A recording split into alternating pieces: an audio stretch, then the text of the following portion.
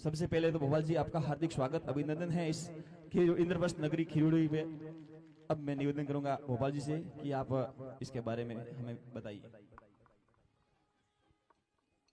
दोनों हाथ ऊपर उठा करके मुट्ठियों को कस करके बंद करके एक बार उद्घोष लगाएंगे, बोलिए अम्बे माता की, बोलिए भारत माता की। शक्ति की आराध्य मां दुर्गा के श्री चरणों में कोटिस नमन।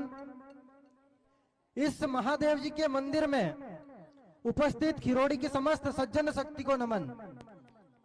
आप सभी को भली बात ज्ञात है कि हम शक्ति की आराध्य देवी मां दुर्गा की उपासना कर रहे हैं और इस नवरात्रि के उपलक्ष्य में यहां सभी एकत्रित हुए हैं मां दुर्गा की आराधना करते हुए। हमें 8 दिन हो गए, आज 9वां दिन चल रहा है। हमारे हिंदू धर्म का प्रत्येक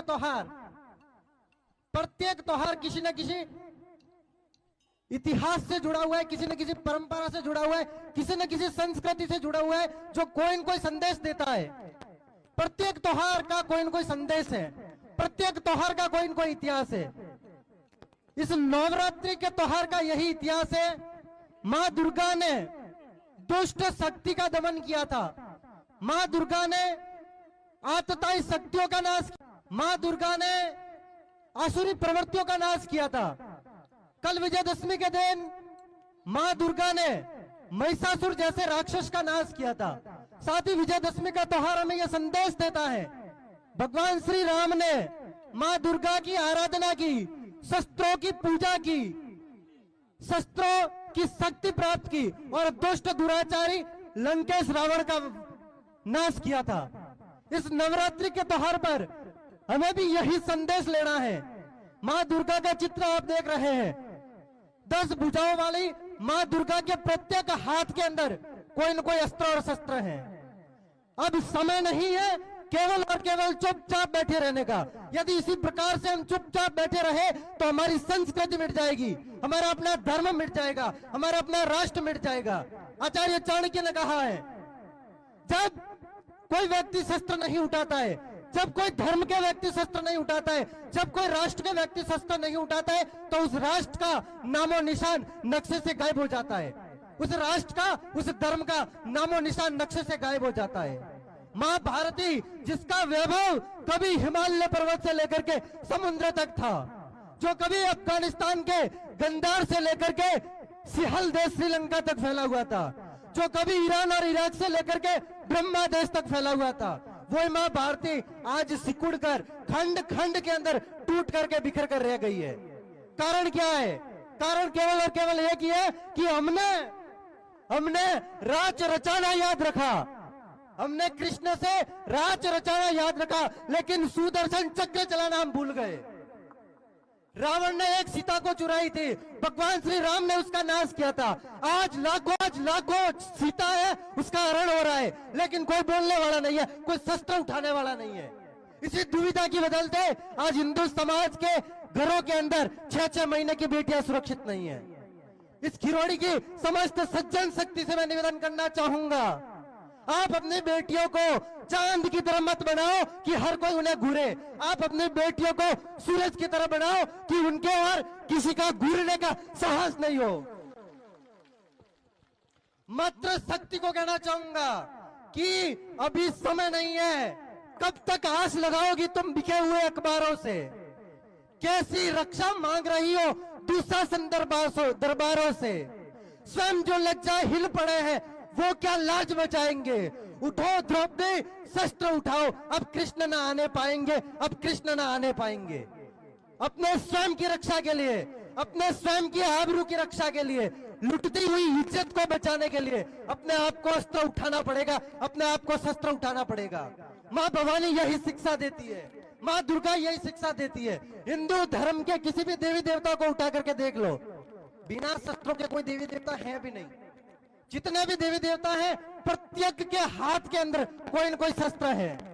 यदि नाम जपने से भगवान मिल जाता तो शायद हनुमान जी को गद्दा उठाने की जरूरत नहीं पड़ती। यदि नाम लेने से भगवान मिल जाते तो हनुमान जी को गद्दा उठाने की जरूरत नहीं होती। भगवान श्री राम के जीवन से हमें सीख लेनी चाहिए। भगवान श्री राम ने सब कुछ छोड़ दिया, राज छोड़ दिया, ऐसो आराम छोड़ दिया, वैभव छोड़ दिया, लेकिन एक चीज नहीं छोड़ी, तो वो था धनुष और बाण। हर समय धनुष और बाण उनके साथ रहता था। भगवान श्री कृष्ण ने राधा को छोड़ दिया, बांसुरी को छोड़ दिया, लेकिन कभी भी सुदर्शन चक्र चलाना नहीं छोड़ा, कभी सुदर्शन चक्र को नहीं भूले। राम के जीवन से सीख लेनी है, कृष्ण के जीवन से सीख लेनी है, और मां भारती की रक्षार्थ, अपने धर्म की रक्षार्थ, अपने बहन बेटियों की इज्जत की रक्षार्थ शस्त्र उठाने की आवश्यकता है आज। लेकिन दुर्भाग्य आज इस हिंदू समाज का यह हो गया है कि शस्त्रों की क्या वैल्यू है, शस्त्रों की क्या महत्ता है, हमें यह ध्यान ही नहीं है। घरों के अंदर यदि कोई कुत्ता आ जाता है तो झाड़ू से मारते, घर में लत नहीं मिलती है। इससे बड़ा दुर्भाग्य और इस हिंदू समाज का क्या हो सकता है, जिसके देवी देवता ये सीख देते हैं शस्त्र उठाने की, उनके घरों के अंदर लट नहीं है। जिसके देवी देवताओं के हाथों के अंदर शस्त्र है, उनके घरों के अंदर कोई लकड़ी नहीं मिलती है कुत्ता आ जाए तो। यहाँ पर सज्जन शक्ति बैठी हुई है, यहाँ पर कोई जंगली भैंसा भी आ जाए, कोई पागल भैंसा आ जाए, और आप कुछ नहीं बिगाड़ रहे, फिर भी आपको मार रहा है, आपको भगा रहा है, यहां से आपको खदेड़ रहा है, तो उस जंगली भैंसे से लड़ने के लिए केवल नाम का जाप करने से कुछ नहीं होगा, शस्त्र उठाना पड़ेगा और उसको यहां से खदेड़ना पड़ेगा, तभी उसका मुकाबला कर पाएंगे। और आज इस हिंदू समाज के अंदर इसी प्रकार के जंगली भैंसे इस देश को खाने की ओर बढ़ रहे हैं, इस देश को लूटने की ओर बढ़ रहे हैं। उन जंगली भैंसों से, उन जंगली भैंसों का मुकाबला करने के लिए प्रत्येक हिंदू के घर में शस्त्र होना बहुत जरूरी है।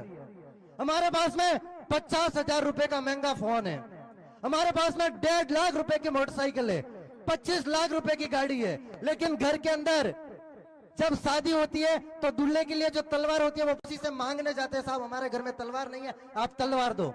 कौन थे हम और कौन हो गए? ऐसी हिंदू समाज की स्थिति हो गई है। शस्त्र पूजन और विजयदशमी का त्योहार हमें यही संदेश देता है, निज गौरव को, निज वैभव को क्यों हिंदू बहादुर भूल गए, उपदेश दिया जो गीता में क्यों सुनना सुनाना भूल गए, रावण ने सिया चुराई थी, सोने की लंका जलाई थी, आज लाखों सिया हरी जा रही, क्यों लंका जलाना भूल गए। कान्हा ने रास रचाया था, दुष्टों को मार भगाया था, कान्हा ने रास रचाया था, दुष्टों को मार भगाया था, आज रास रचाना याद रहा, क्यों चक्र चलाना भूल गए, क्यों चक्र चलाना भूल गए। आज के समय में आवश्यकता है फिर से शस्त्र उठाने की, अपनी स्वयं की रक्षा के लिए, अपनी स्वयं की रक्षा के लिए, अपने बहन बेटियों की इज्जत और आबरू की रक्षा के लिए, सज्जन शक्ति की रक्षा के लिए, देश और धर्म की रक्षा के लिए। विजयदशमी का त्योहार यही संदेश देता है और इसी संदेश को हम अपने जीवन के अंदर अपनाएंगे, ऐसा यहां से संकल्प लेकर के आप सभी को जाना है। समय सीमा पहले से मुझे बताई थी, केवल और केवल आपको 5-10 मिनट ही बोलना है, लेकिन केवल और केवल में बांध करके शस्त्र पूजन कीजिए। तो हमें सीख लेनी है, भोपाल जी ने जो कहा है, वास्तव में हमारे हिंदुओं के, क्या हमारे घर में दूल्हा बनता है तो तलवार मांग के लानी पड़ती है, तो उसको आज से आपको गांठ बांधनी है कि प्रत्येक घर में एक एक शस्त्र होना बहुत ही जरूरी है। अगर हम देवी के उपासक हैं तो देवी के शक्ति के रूप में एक एक शस्त्र को अपने घर में रखना बहुत ही जरूरी है। आज से हमें प्रण लेना है कि जरूर हम एक एक शस्त्र अपने घर में रखेंगे। शस्त्र पूजन हो रहा है।